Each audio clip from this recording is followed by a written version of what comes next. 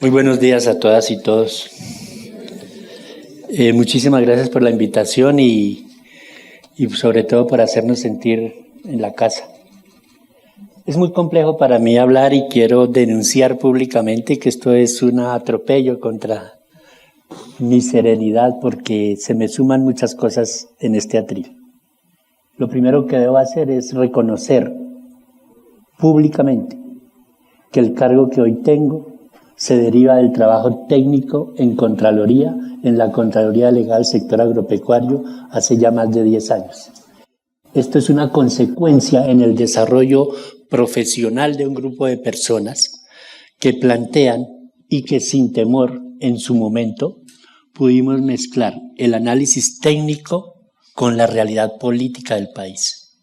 Indudablemente debo a la Contraloría, donde todavía soy funcionario de carrera, la posibilidad de mezclar el ejercicio ciudadano político, segundo, el ejercicio profesional como auditor durante tantos años, llegando honrosamente al cargo de Contralor Delegado del Sector Agropecuario, y en ese punto reconocer públicamente que los trabajos realizados por ustedes en la Contraloría Delegada del Sector Agropecuario, con altísima calidad, son la causa por la cual hoy puedo hablar en este atril en la otra condición, un ejecutor de política pública.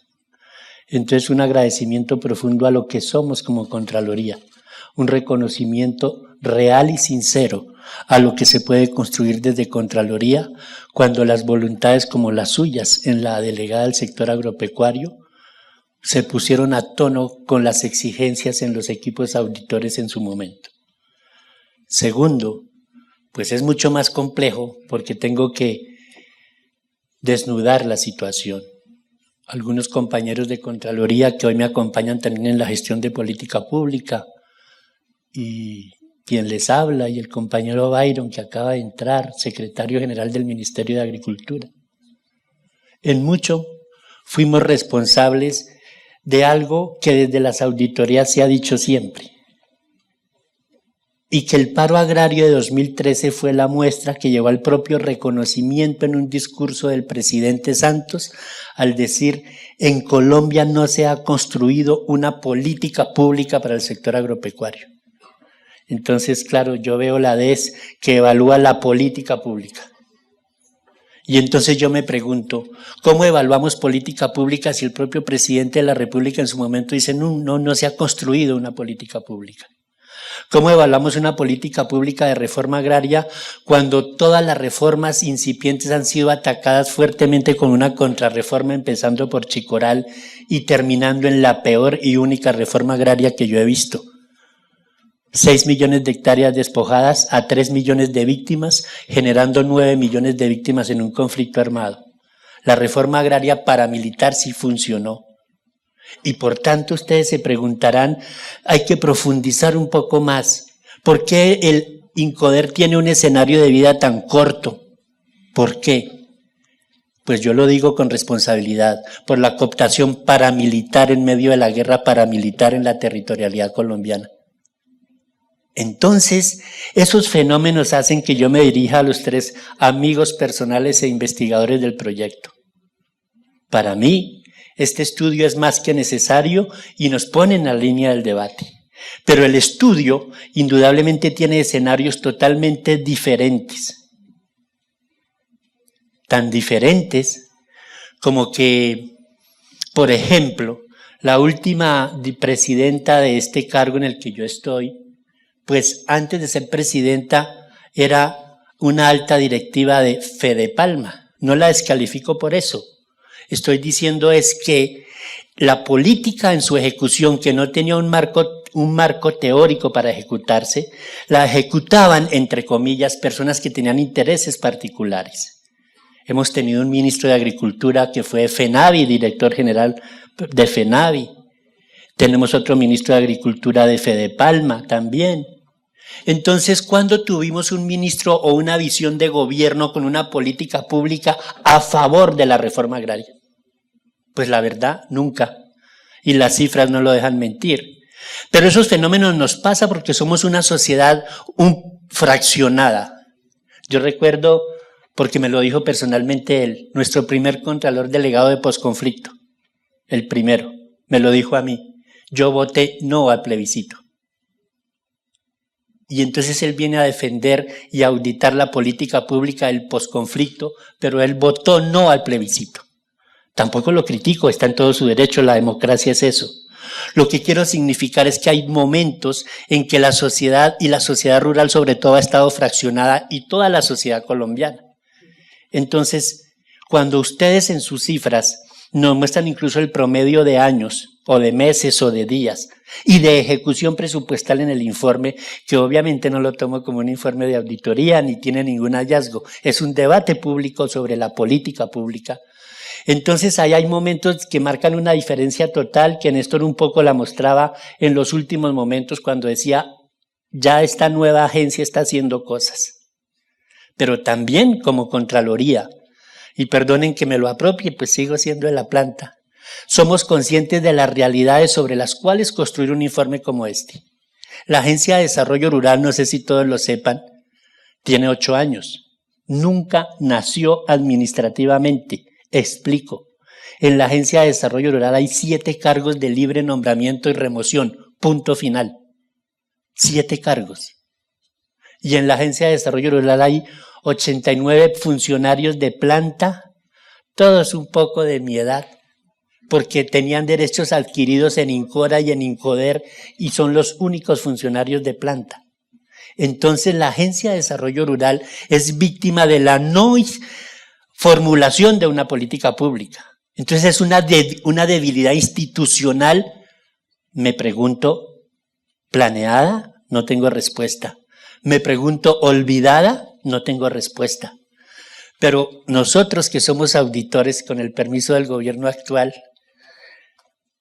una entidad donde no existen directores ni subdirectores, una entidad donde el director de talento humano es un contratista por 8 meses. De hecho, ustedes aquí de pronto están los compañeros que el año pasado nos dejaron un hallazgo donde con nombre propio dice el contratista Pedro Pérez está fungiendo como líder. Es que yo lo tengo presente. ¿Y qué hago yo si los cargos no existen?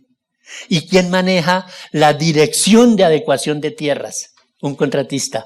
La dirección de comercialización para generar unas cadenas cortas y un nuevo modelo de comercialización de las cosechas colombianas. Un contratista. Pues el ejemplo más absurdo es, ¿quién maneja el talento humano? Una contratista.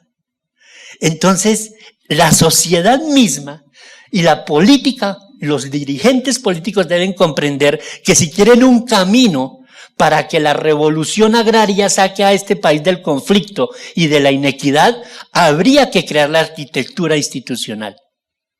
Yo no sé si lo tenían claro, pero esa fragilidad institucional de la ADR yo creo que es única en Colombia. No creo que haya otra agencia ni otro instituto de ningún sector de Colombia como la Agencia de Desarrollo Rural.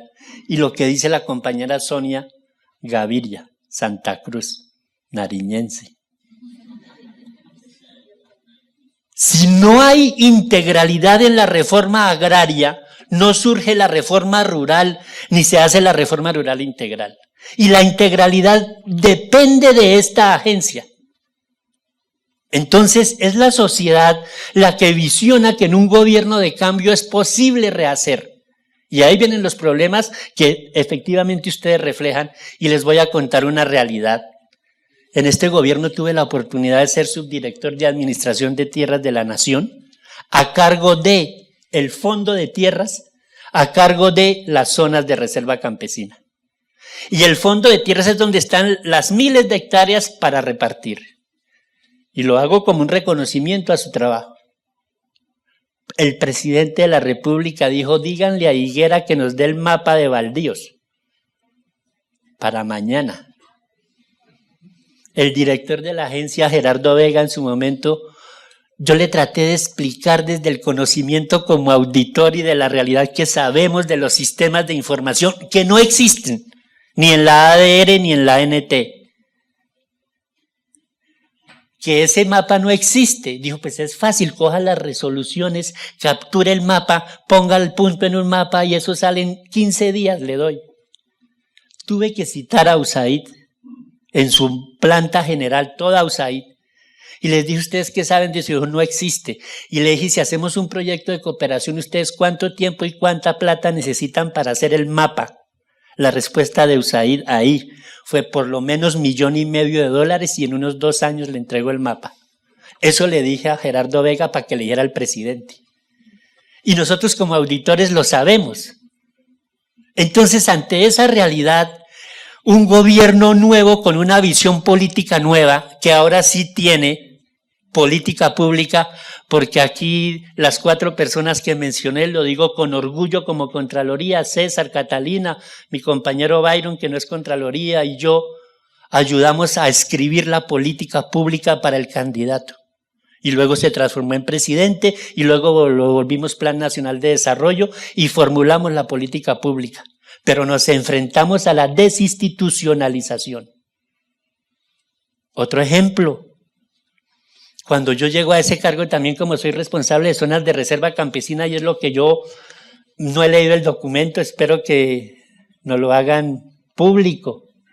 Pero el análisis político es fundamental y lo hago con la situación técnica. Sucede que yo soy responsable de las zonas de reserva campesina en el cargo que tenía y cito al grupo de zonas de reserva campesina y les digo 4 años, 0 zonas de reserva campesina.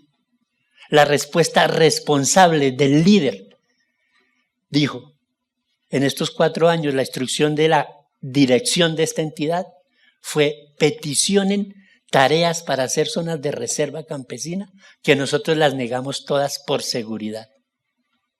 Y entonces en 4 años no se inició ningún proceso de zonas de reserva campesina, sino se pedían las comisiones y los viáticos para viajar y el Departamento de Seguridad decía esas zonas en conflicto no se autoriza la comisión. Y no se hizo nada. En 25 años, con ninguna política y al contrario con una estigmatización al campesinado, acusándole de ser colaborador o guerrillero, en 25 años 7 zonas de reserva campesina. En la oficina a la que llegamos con esa responsabilidad, nos posesionamos en agosto y el 30 de diciembre sacamos 4 zonas de reserva campesina y el año pasado otras 2. En 18 meses, 6 zonas de reserva campesina, en 25 años, 7. Y nunca en la historia la Agencia de Desarrollo Rural había intervenido con un proyecto en ninguna zona de reserva campesina. Hoy sacamos 1. Gracias. Es imposible para mí 2 minutos. Entonces, en ese escenario se mueve la realidad. Una falta de política pública deliberada, unos intereses particulares de la gremialidad y de la agroindustria en el campo y por lo tanto un olvido total del proyecto de reforma agraria. Un olvido total. Y aparte de eso, la desestructuración desde su nacimiento de las entidades a cargo. Por supuesto. Como solo hay 7 cargos de carrera, todos son contratistas. Como todos son contratistas, todos tienen su portátil. Como todos tienen su portátil, cualquiera hace el Excel que quiera y el SharePoint que tiene. Y cuando se va en diciembre se lleva su portátil. Y la información no existe. Y sin línea base no podemos avanzar. Perdónenme la emoción, pero de verdad me emociona estar acá.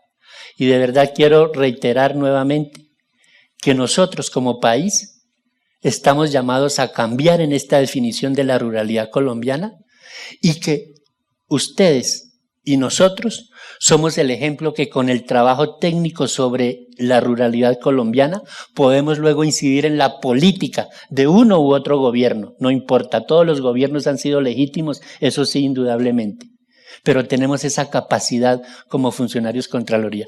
Muchas gracias y perdonen. Gracias, doctor Luis. Gracias, Luis.